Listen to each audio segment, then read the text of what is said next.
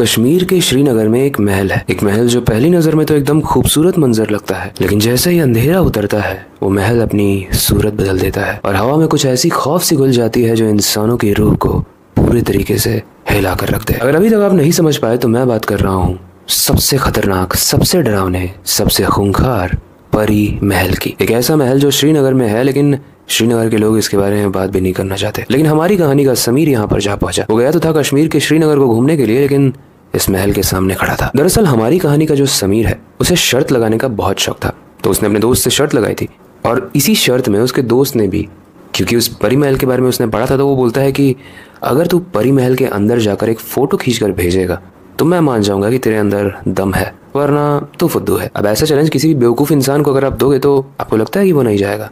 हमारी कहानी का समीर भी कुछ ऐसा ही था, जो मानता तो था कि वो स्मार्ट है, लेकिन था वो बेवकूफ़। और वैसे भी जब उसने इस महल के बारे में सुना तो उसे लगा कि महल ही तो है, टूटी फूटी बिल्डिंग होगी, पुराना दिखता होगा, लेकिन क्या ही उखाड़ लेगा मेरा। एक फ़ोटो भेजूंगा तो मेरी लेवल सेट हो जाएगी मेरे दोस्त के सामने, और फिर मैं फ्लेक्स करूंगा सबको जाके कि देखो मैंने चैलेंज कंप्लीट कर लिया। लेकिन जब समीर उस महल के अंदर जाता है तो उसे ऐसी चीज़ें महसूस होती हैं जिसके बाद उसे ऐसा लगता है कि इस महल के अंदर मौत आने से भी डरेगी। लेकिन ऐसा क्या हुआ और क्या स्टोरी है इस महल की जिसकी वजह से वो इतना खतरनाक बन गया और इतना इनफेमस हो गया, वो जानेंगे आज की स्टोरी में। लेकिन उससे पहले हेलो गाइस, मेरा नाम है अविनाश कुमार और आप देख रहे हो उसी का ऑफिशियल शो हॉरर स्टोरीज।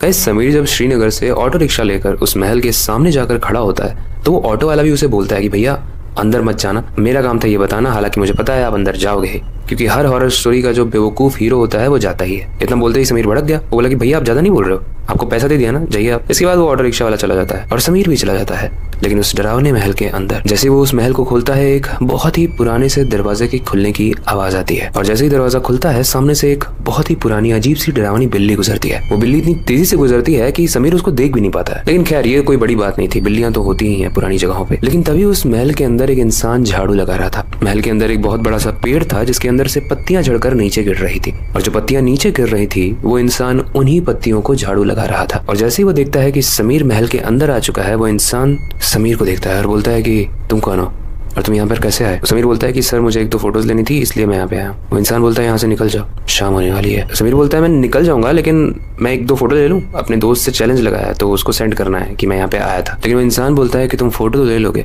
लेकिन फोटो आएगी नहीं। समीर बोलता है अरे कैसे नहीं आएगी यार, कुछ भी बोलते हो, ये पकड़िए आप मोबाइल हमारा, हम यहाँ पे खड़े हैं पेड़ के सामने, हमारी फोटो खींचिए। समीर पेड़ के सामने खड़ा हो जाता है और वो बहुत खुश था कि यार फोटो निकल रही है, मस्त, अब यहाँ से निकल जाऊंगा। अब सामने जो इंसान झाड़ू लगा रहा था वो उसका मोबाइल पकड़ के समीर की फोटो खींचता है। उसके बाद वो बड़े ही अजीब सी डरावनी स्माइल करता है। समीर बोलता है कि भैया डरा क्यों रहे हो, बहुत गंदी फोटो आई है क्या। वो इंसान बोलता है कि गंदी फोटो तो नहीं आई है, क्योंकि फोटो ही नहीं आई है। समीर बोलता है अरे दिखाइए जरा। वो हाथ में मोबाइल लेता है और देखता है कि एकदम काली फोटो आई है। बोलता है कि भैया आप सही से खींच नहीं रहे हो क्या, मेरे को मैं सेल्फी से खींचता हूँ। समीर अपने हाथ में फोन रखता है और खुद ही सेल्फी मोड ऑन करके खींचने की कोशिश करता है, लेकिन जितनी बार भी वो फोटो को क्लिक कर रहा था उसकी फोटो आ ही नहीं रही थी। समीर काफी परेशान हो गया था। इतने में ही जिस गेट से समीर अंदर आया था वो दरवाजा अपने आप बंद हो जाता है। समीर उस इंसान को कहता है कि भैया आपने दरवाजा बंद कर दिया क्या, और वो इंसान बोलता है कि दरवाजा मैंने नहीं, उसने बंद किया है। समीर बोलता है भैया आप डरा क्यों रहे हो यार, यहाँ पे क्या है ऐसा जो आप इसकी वजह से इतना डरा रहे हो, क्या स्टोरी है यहाँ की। तब वो इंसान समीर से बोलता है कि मैंने तुम्हें बोला था ना कि अंदर मत आना, लेकिन तुम अंदर आ गए, वो भी बिना स्टोरी को जाने। खैर मैं तुम्हें स्टोरी बताता हूँ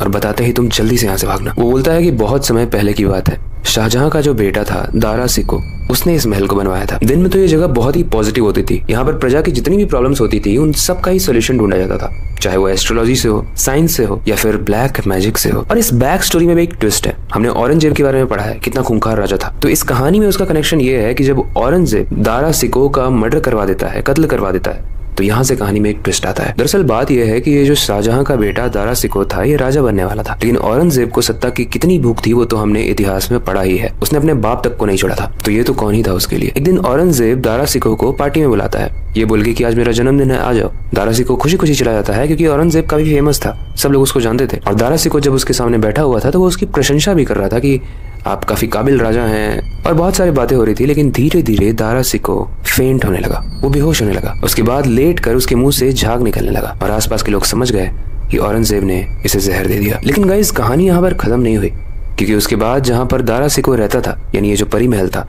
ये खाली कर दिया गया, या फिर शायद लोगों की नजर में ये खाली था क्योंकि इसके अंदर अभी भी कोई रहता था। और उसके बाद से ऐसा माना जाता है कि ये दारा सिको आज भी उस महल में घूमता रहता है और वो एकदम उसी तरीके से दिखता है जिस तरीके से वो मरा था, यानी उसकी बॉडी एकदम नीली पड़ी रहती है और उसके मुंह में बहुत ही ज्यादा झाग होता है जो जमीन में टपक टपक के गिर रहा होता है। लेकिन सबसे खतरनाक चीज है उस महल का वो पेड़। ऐसा माना जाता है कि वो पेड़ निर्जीव नहीं है, बल्कि उसके अंदर भी एक जान है। और कई बार उसी श्रापित पेड़ में से जब पत्तियां गिरने लगती है तो उन पत्तियों से एक डरावना इंसान बन जाता है, एक इंसान जो उन्हीं पत्तियों को साफ करता है। और जैसे ही वो इंसान इस पेड़ का किस्सा सुनाता है, समीर थर थर कांपने लगता है। लेकिन इससे पहले कि समीर वहां से भाग पाता, वो इंसान कहता है कि मैंने कहा था ना, अंदर मत आना, अब तुम आ गए हो तो जा नहीं पाओगे। इतना कहते ही वो इंसान एकदम वहां से गायब हो जाता है और समीर के पीछे जो पेड़ खड़ा था जिसके साथ वो फोटो लेना चाहता था, वो पेड़ खड़ा हो जाता है। मतलब एक निर्जीव सा पेड़ खड़ा हो जाता है और वो पेड़ अपनी लताओं से समीर को मारने लगता है। समीर पूरी तरीके से भागने की कोशिश करता है इधर उधर, लेकिन वो भाग नहीं पाता है। इसके बाद उस पेड़ की लताएं निकल कर समीर के गले को पकड़ लेती हैं और उसे आसमान में उठा देती हैं। धीरे धीरे करके समीर की सांसें थमने लगती हैं और वो कुछ बोलने की कोशिश कर रहा था, लेकिन समीर की बात कोई नहीं सुन रहा था वहाँ पर, क्योंकि वहाँ पर तो कोई था ही नहीं। और मैं ऐसा इसलिए नहीं कह रहा हूँ क्योंकि वहाँ पर कोई भूत था, मैं ऐसा इसलिए कह रहा हूँ कि जब समीर मरने लगता है तो उसकी आंख खुल जाती है और वो अपने बेड पे होता है। समीर को समझ नहीं आ रहा था कि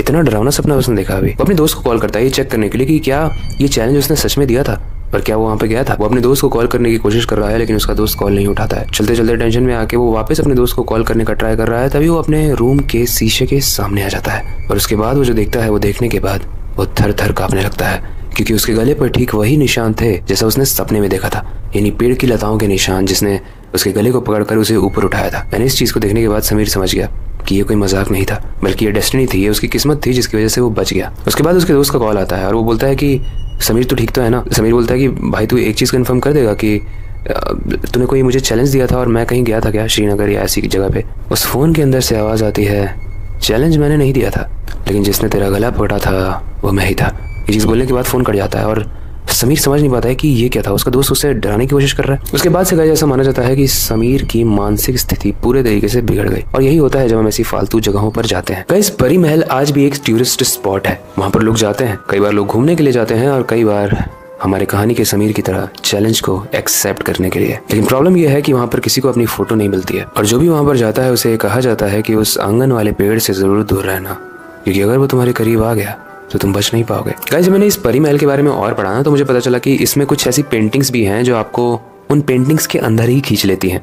मतलब ऐसी श्रापित पेंटिंग्स जो आपको उस महल के अंदर खड़ा नहीं रहने देंगी, वो आपको अंदर खींच लेंगी और आप उस पेंटिंग का पार्ट हो जाओगे। कई बार पेंटिंग को हिलते हुए भी देखा गया है और कई बार किसी की प्रेजेंस भी महसूस की गई है रात में चलने की। बहुत सारे ही किस्से हैं परी महल के, मैं कितने किस्से यहाँ पर सुनाऊं। फिलहाल आई होप कि इसमें से जो एक किस्सा आज हमने सुनाया वो आपको काफी पसंद आया होगा, एंड एक सीख भी मिली होगी कि ऐसे चैलेंजेस को कभी भी एक्सेप्ट मत करना। बाकी आई होप आज की स्टोरी आपको इंटरेस्टिंग लगी होगी, थोड़ा सा डर भी लगा होगा एंड काफी कुछ सीखने को भी मिला होगा। अगर आप